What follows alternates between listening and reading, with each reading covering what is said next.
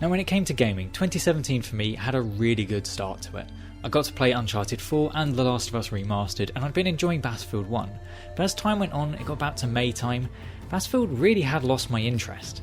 And there wasn't really anything to fill that void. The current Call of Duty title did not draw me in at all, and there weren't any multiplayer games where I was absolutely desperate to go and sink a load of time into. And so I chose to look to single player games once again. And having received really positive recommendations of this game from a friend, I decided I'd pick it up. And I think of all the games in this entire generation, this is the one that I'm most happy I picked up. And today I'll be covering all of my thoughts, finally going into as much depth as I've always wanted to, as I revisit Horizon Zero Dawn.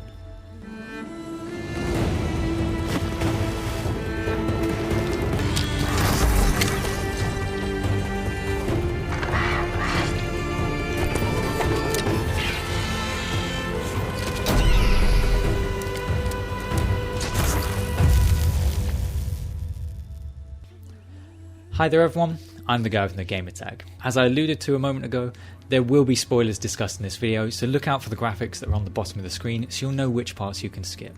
And this game truly was phenomenal. The introduction of the game shows Rost and Aloy's background, the fact that she's outcast at birth, and her desire to find out who was her mother, why does she not have one like all the other Nora children, which becomes her central mission for the entire game.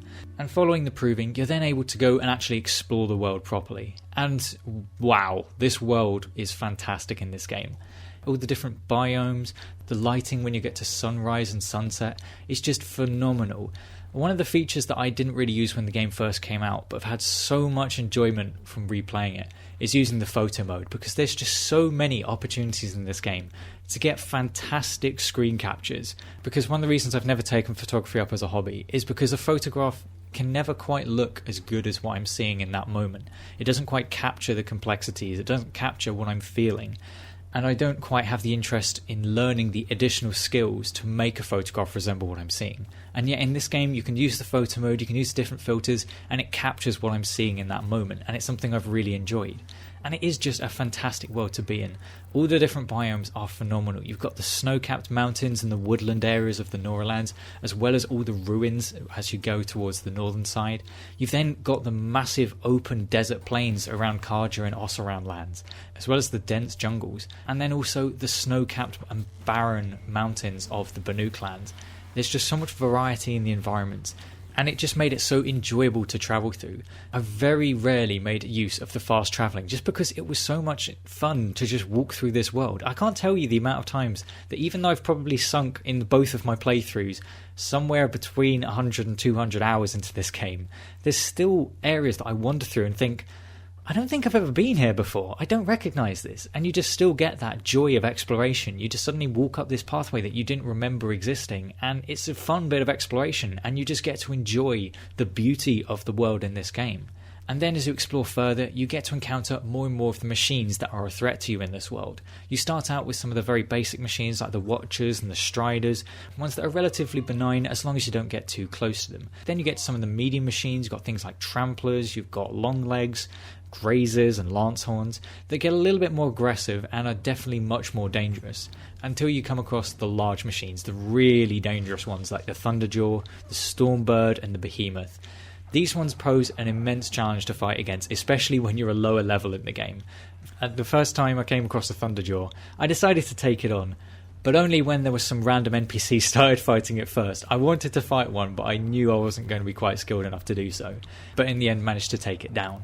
And that was another aspect that was also fantastic about building the world, was you've also got all the NPCs interactions with yourself as well as the machines. Sometimes you'll find Karja Spearmen trying to take down a large machine, or you'll have bandits that literally hide in bushes waiting to ambush you. And it just means that no journey between destinations is the same. There'll always be something that changes slightly, and yet again it helps make the world feel so alive. And what's more, whilst there are very clearly structured areas where the machines will graze, they don't always stay there. Some of them will go quite far out of their areas to follow you. I had one particular moment where I was just trying to get from A to B, alerted one set of machines, which then alerted a second set. I think I had Snapmaws and Broadheads following me as I was trying to escape, and then out of nowhere the two corrupted rock breakers from the next area decided to come up from below the ground to try and kill me. And it's one of these moments where it was kind of irritating at the time because I was quite low on resources and didn't really want to be fighting them. But it was also just immersive because it seemed completely organic the way that happened. The machine spotted you, they want to take you out, they start following you, and then you suddenly get more machines coming out of nowhere. It's one of those things that just keeps you on your toes, and it also made the combat of the game feel satisfying. And the combat was really good in this game. There is always something very satisfying about using bows and arrows. I don't know what it is, it's just satisfying in video games for me. And using these weapons to take down these machines, you've got the highlighted weak points, you can scan them to try and find out where these weak points are and how you can trigger them. You've also got the elemental canisters if you want to deal specific damage to those machines. And you've also got machines with various resistances, so you need to understand how each machine works, what they're strong against, what they're weak against, and how is the best way to take them down.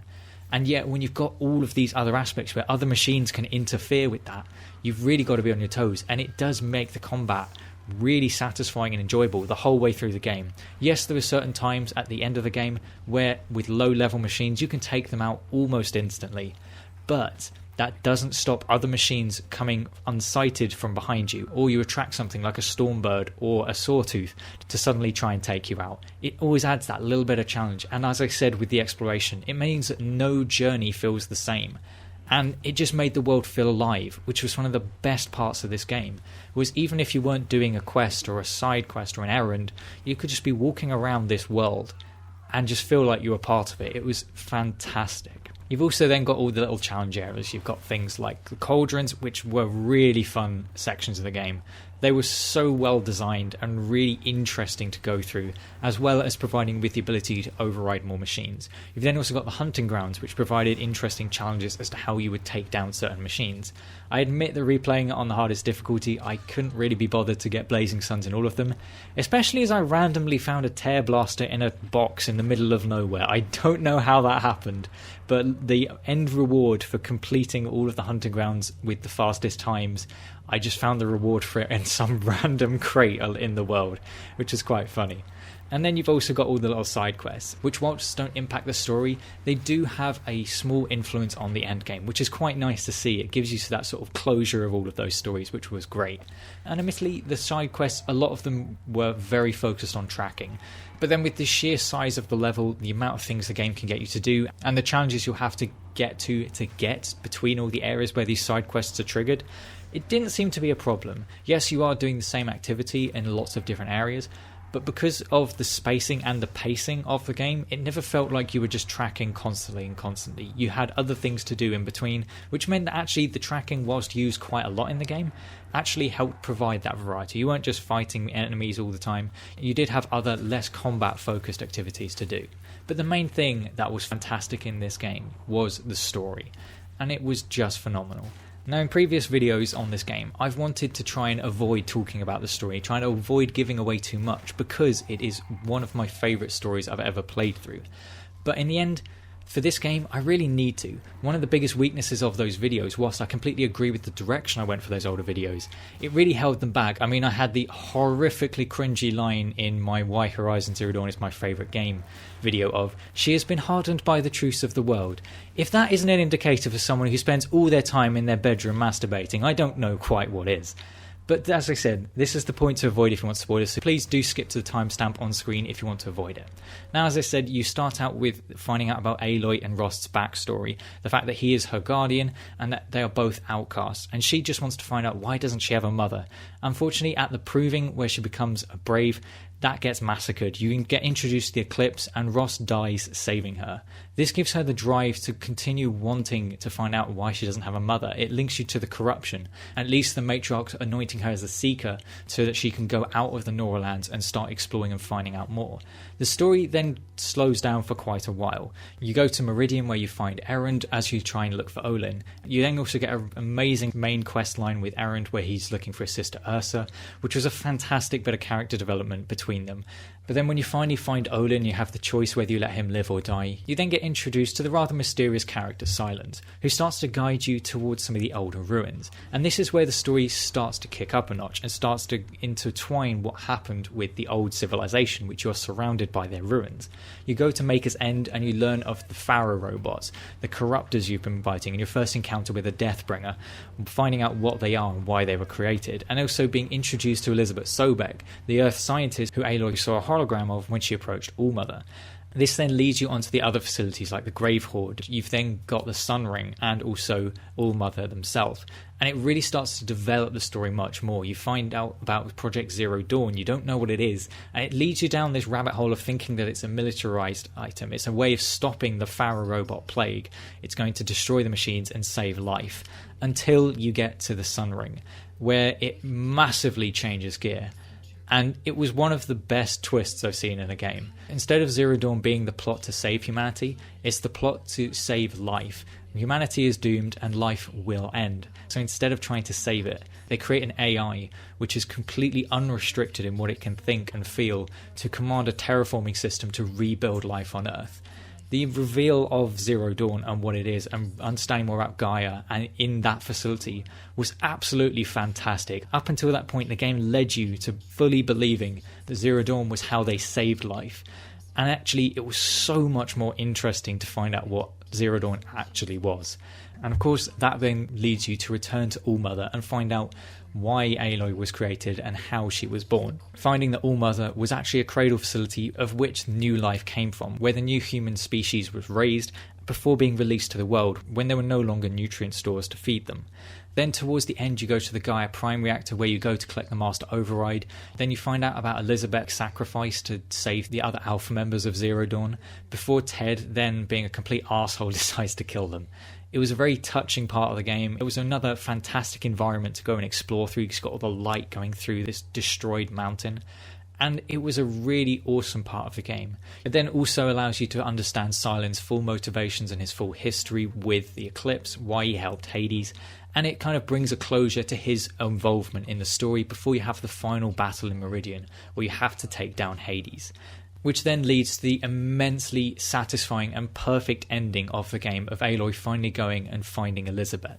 It was a fantastic story. I absolutely loved playing through it. It leads you down so many different rabbit holes before showing you what it actually is doing. And I loved it. The way it developed was fantastic. You've also got then the relationship between Silence and Aloy, who I can only really describe as an antagonistic companion. He's all about finding out more about the old ones, finding out as much knowledge as he can, and how ruthless he is in achieving that. And yet they have that same common interest. They both want to find out more, but for their own reasons. It's a really interesting dynamic between them. And what's more, he had his own badass moments. The way he broke into the Sun Ring to save Aloy was fantastic, and that was an amazing scene within the game. But the bit about the story that I think is the best is actually how well the stories all intertwine. Obviously, when the game starts, it's all about Aloy finding out who her mother is. That's what she wants to find out. There's also the corruption, which is a side note. Eventually, the story starts leading you down towards what the corruption is, finding out about the Pharaoh robots, the corruptors being able to take control, and the fact that these machines are being resurrected by the Eclipse to help Hades, which is then later revealed to be one of the subordinate functions behind the terraforming system Gaia. But it's the fact that the original story of the tribes, their history, their politics, which you can find scattered around the world in these various glyphs from a Kaja explorer, really helps you realise how perfectly intertwined all of their philosophy and all of their beliefs are with the actual truth of their own world. You've got the Nora, who believe in All-Mother, this matriarchal goddess who defeated the Metal Devil and of which all life came from. It seems like a fanciful belief, and it seems like something out of a child's story, until you realise that actually it's completely true. All-Mother is a combination of Gaia and the Eulythia facility that all the original humans came from. It literally was their mother of all human life of these tribes. And that's why they protect it so much. That's why they believe in it. And yet there was obviously differences in opinions between all of the children that came out of there. Some of them wanted to always explore more and find more, which probably led them to become the Kaja. Whereas you've got others who wanted to make machines and make things to make life different, similar to the machines that they were raised by, which probably would led to them to be the Oseram. You've then got the Banuk, who wanted to understand the machines, understand the blue light which connected them all, much like the machine that gave birth to all of them, hence giving you the Banuk. It's so impressive that you've got two entire worlds that are perfectly intertwined and yet so separate from each other, and it all fits perfectly. There's odd mysteries that the game doesn't answer, but it's nothing to take away from the overall story and the overall world this game creates. And that's what I love about the story in this game, is that not only does it have a fantastic plot and it's really enjoyable to play through and it has so much depth to it, it's that even when I'm not playing the game, I can sit and I can think about one little aspect of the game and realise how connected it is to every other part of the game. It's a fantastically crafted story and an amazingly crafted world and game overall. And that's why I love it. That's why, for me, it is my favourite game I played on this generation of consoles. Every single part of it fits together perfectly. It's got amazing combat. It's got a beautiful world that is phenomenal to explore. The machines, whilst providing a threat, make it feel alive because you've always got something being thrown at you as a new challenge. And you've just got so much to explore and do. It does require a large time investment. The first time I played through, I think it was 60 hours. That's not including the expansion. But it's so worth it, in my opinion. This game is one of the best games on this generation, hands down. It's absolutely worth playing. It does also have the Frozen Wilds expansion, which was a fantastic story in its own right. It focused entirely on the Banuk tribe, and it was really good. It felt like there was a lot more direction with some of the cutscenes and the overall story within it, and I really enjoyed it. It was exactly what an expansion should be: additional story and additional content for the game. It didn't feel like it was something that needed to be in the original, but it was absolutely a great supplementary story to put on to Horizon Zero Dawn. And also, it was really enjoyable to play through the expansion and then get to the end game of the basic game and see that some of the characters are then woven into that. I won't reveal any more, but it was something that I really did enjoy because I hadn't spotted that before, having completed the game before playing the expansion. But as I said, Horizon Zero Dawn is by far my favourite game, probably of all time, and easily of the PlayStation 4 generation. It had so many things that it did amazingly, and it's a game that I absolutely love. It's just got so much detail, so much lore, and it's just so enjoyable to play through, is why it really stands out. For a small bit of context, as I'm recording this at the end of January in 2022, so we've got about a month until the sequel comes out. I have recorded this a little bit out of sync because I knew this game was going to be a big time investment, and I knew I wanted to get this all done before the sequel came out, whilst also keeping the entire series of PlayStation 4 Revisited in chronological order. And having played the game through again, I'm definitely ready to see what they're going to do with the sequel, because if it shares any of the world building or amazing attention to detail that Horizon Zero Dawn had, I think we could be on for another phenomenal game. I do hope you have enjoyed this video. It's been really fun to actually sit and talk about the details of why I love this game so much, actually delve into the story properly, and hopefully do it some justice in my discussions. If you have any thoughts on this game or you want to ask any questions, do feel free to do that in the comment section down below, and feel free to subscribe if you want to see how the rest of this series pans out. Anyway, I've been the guy with no gamertag, and I'll see you on another video.